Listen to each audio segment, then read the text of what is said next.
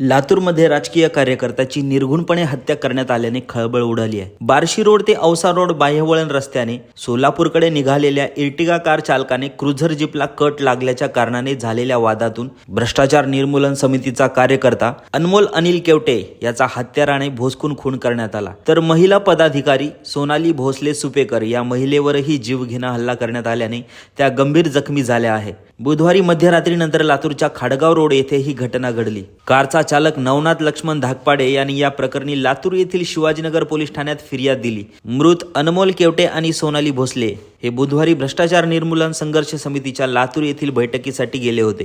सोनाली भोसले यांना संघटनेचे पद देण्याबाबत त्यांनी पदाधिकाऱ्यांशी चर्चा झाली होती। पद देण्यास त्यांनी नकार दिल्यानंतर जेवण करून ते रात्री सोलापूरच्या दिशेने निघाले। मात्र खाडगाव रोडने औसाकडे येताना जीपला ओव्हरटेक करताना इर्टिगा गाडीचा कट लागला, त्यामुळे जीपच्या चालकाने शिवी दिली। त्यावर अनमोल केवटे यानेही दमबाजी केली। यामुळे संतापलेल्या चालकाने पुढे काही अंतरावर जाऊन जीप रस्त्यावर आडवी उभी केली।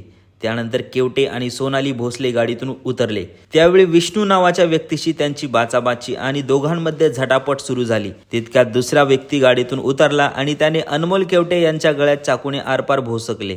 त्या व्यक्तीने केवटेच्या समोरून 2 वेळा गळ्यावर 2 वेळा पोटात चाकूने भोसकले। त्यामुळे केवटे जागेवरच कोसळला। तोपर्यंत सोनाली आणि दुसरी व्यक्ती एकमेकांचे केस धरून मारामारी करत होते। त्याने चाकूने सोनालीच्याही पाठीत पोटात वार केले। केवटे यांच्या चालकाने घटनेची फिर्याद दिली। या प्रकरणी 2 अनोळखी व्यक्तींवर गुन्हा दाखल करण्यात आला। दुसरीकडे सोनाली गंभीर जखमी झाल्याने त्यांना लातूरच्या शासकीय रुग्णालयात उपचारासाठी दाखल करण्यात आले। सकाळी त्या शुद्धीवर आल्या। अनमोल केवटे यांचे शव विच्छेदन करून मृतदेह दुपारनंतर मंद्रुप येथे आणण्यात आला। सायंकाळी त्याच्यावर अंत्यसंस्कार करण्यात आले।